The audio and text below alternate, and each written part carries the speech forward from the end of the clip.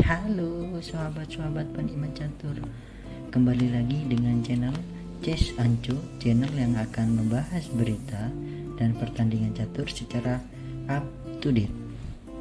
Kali ini kita akan bahas partai dari Nodirbek Abdusattorov, Grandmaster asal Uzbekistan, melawan Andrei Isipenko. Sama-sama Grandmaster muda, Grandmaster masa depan. Andrei Isipenko adalah Grandmaster yang berasal dari Rusia. Pertandingan yang akan kita bahas adalah pertandingan yang berlangsung pada event WR Chess Master 2023 di babak kedua dan diikuti oleh 10 pemain top dunia, yaitu yang pertama Vincent Kemmer sebagai tuan rumah, Anish Giri, Levon Aronian, Ian Nepomniachtchi, Nodirbek Abdusattorov, Ramesh Babu Pragnananda, Wesley Su, Andrei Isipenko, Gukesh Domaraju, dan yang terakhir Jan Christoph Duda. Bagaimana pertandingannya? Let's check it out.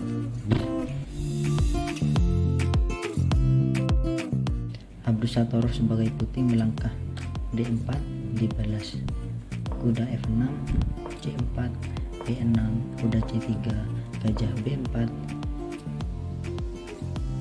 mengarah ke Nimzo Indian Defense, lalu dibalas pion ke E3, rokade oleh hitam, gajah D2, B6, gajah D3, pion diadu, pion kali pion, lalu kuda F3, benteng ke lajur E, dibalas putih dengan benteng menguasai lajur yang semi terbuka, lalu dibalas oleh hitam, gajah mundur untuk menjadi defender dan pelindung raja. Di posisi ini langkah terbaik yang ditunjukkan oleh komputer adalah pion melaju ke C5 dengan tujuan jika diterima putih maka hitam akan memiliki pion sentral yang menguasai peta pusat. Jika tidak, pion hitam akan terus didorong maju untuk mengancam gajah dan menguasai banyak ruang. Jika variasi ini yang dilakukan, kemungkinan yang akan terjadi adalah balasan dari putih, rokade, lalu pion didorong lagi oleh hitam untuk mengusir untuk mengusir gajah mundur ke E2. Kira-kira seperti itu yang akan terjadi. Kita kembali.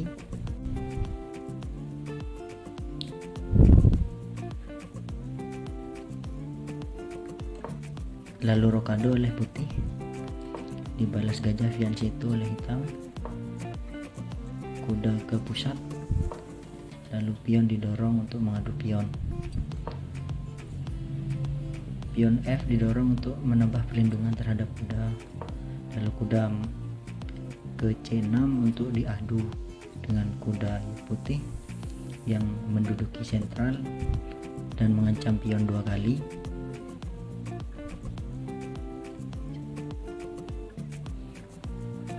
Lalu dibalas putih dengan kuda bermanuver ke E2.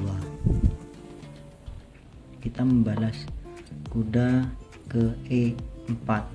Langkah yang kurang akurat dilakukan oleh Andrei Isipenko. Dibalas oleh Nodirbek Abdusattorov. Kuda kembali bermanuver untuk mengancam kuda 2 kali. Karena hal itu, kuda milik Andrei Isipenko kembali melompat dan memakan gajah gelap milik putih. Di posisi ini, Nodirbek Abdusattorov tidak memakan kuda, melainkan menemukan langkah brilian yang dilakukan oleh Nodirbek Abdusattorov, yaitu boom, gajah kali pion. Diterima oleh Andrei Isipenko, pengorbanan dari Nodirbek Abdusattorov. Raja kali gajah, lalu menteri melakukan perburuan raja. H5, raja mundur ke G8,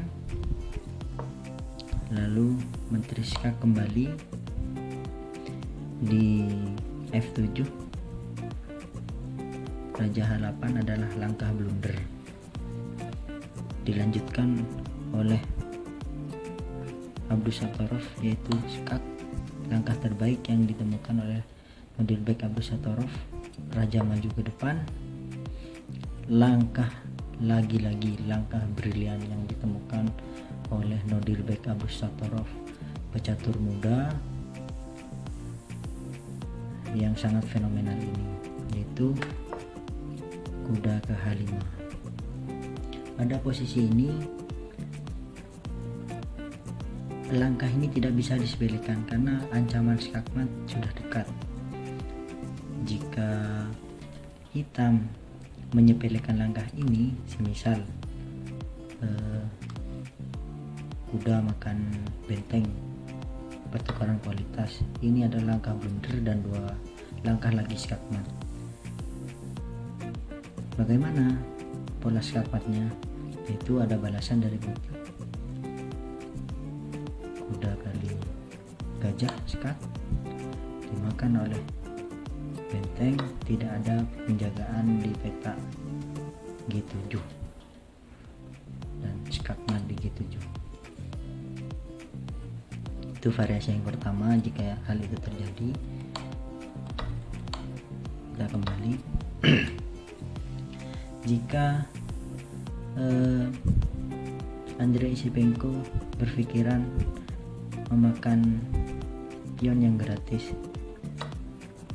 di E3 ini, beranggapan bahwa nanti peta di G7 dijaga oleh menteri setelah kuda dimakan, setelah gajah dimakan oleh kuda. Hal itu juga salah karena ada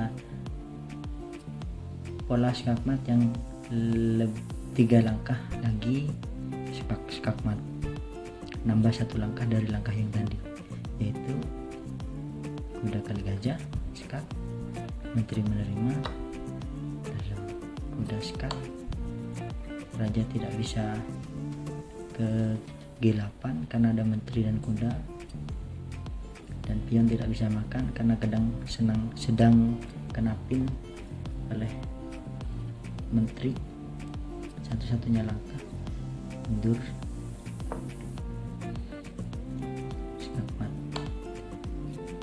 di B5 oleh menteri. Jadi satu-satunya langkah terbaik yang ditemukan oleh, yang disarankan oleh komputer dan ditemukan oleh Andrei Shevchenko adalah benteng ke E6 untuk mengancam kuda dan memberikan benteng secara gratis. Balasan yang kurang tepat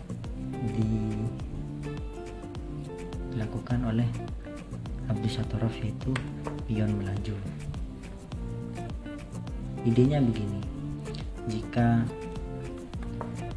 benteng langsung diterima oleh menteri, maka kuda juga akan makan benteng. Pertukaran kualitas sama, benteng dan menteri, lalu kuda dimakan benteng. Di posisi ini malah hitam yang unggul karena unggul 1 perwira.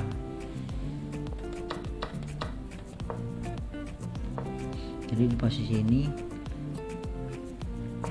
pion melangkah ke depan, maju untuk mengancam benteng. Di waktu yang sama menteri mengancam gajah Fianchetto milik hitam. Lalu dibalas, kuda makan benteng, benteng makan kuda. Lalu menteri mengancam kuda yang di jalur H, dibalas oleh putih dengan menteri makan benteng. lalu menteri makan kuda, benteng menutup akses menteri untuk bisa bermanuver nanti untuk menyerang raja, menutup jalannya sekaligus menutup akan memberikan garpuan terhadap menteri dan raja. Pion kali pion, lalu menteri ke F7 untuk mengancam gajah 2 kali, juga ancaman skakster. Pada posisi ini Andrei Sipenko membiarkan hal ini terjadi atau tidak melihat, saya tidak tahu, karena dia memilih gajah ke D6. Pada posisi ini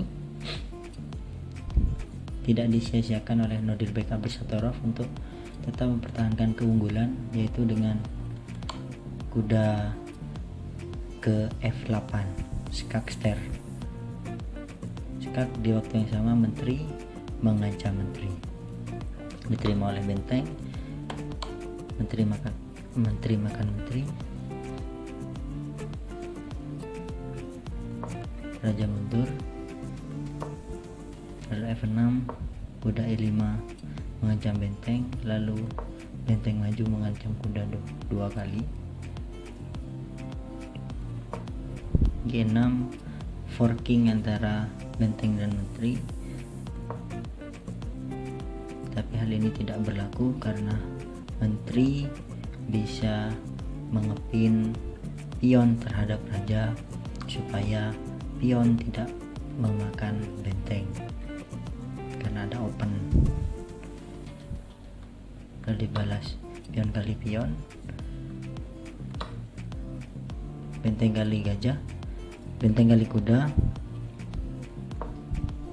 menunda memakan karena kalah kualitas dan kalah jumlah perwira, kalah kualitas perwira.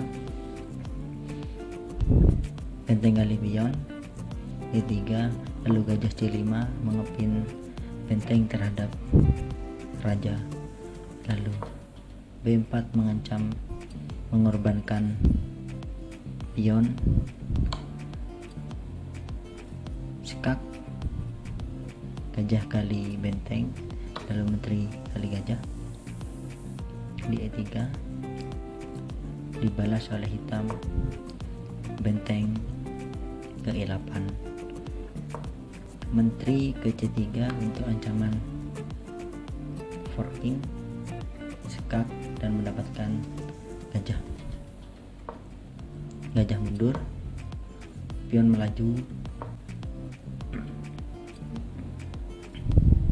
gajah ke F5, pion maju, menteri D4, lalu gajah mundur, pion terus didorong ke depan, gajah ke C8, pion terus didorong ke depan untuk melindungi pion yang ada di lajur F, skak oleh hitam, raja F2, skak lagi, raja ke G3, lalu di posisi ini Andrei Sipenko menyerah. Bagaimana teman-teman? Jika teman-teman suka dengan konten seperti ini, jangan lupa like, komen, dan subscribe untuk terus support channel. Oke sobat-sobat, terima kasih sudah menonton. Sampai ketemu di video-video berikutnya. Bye.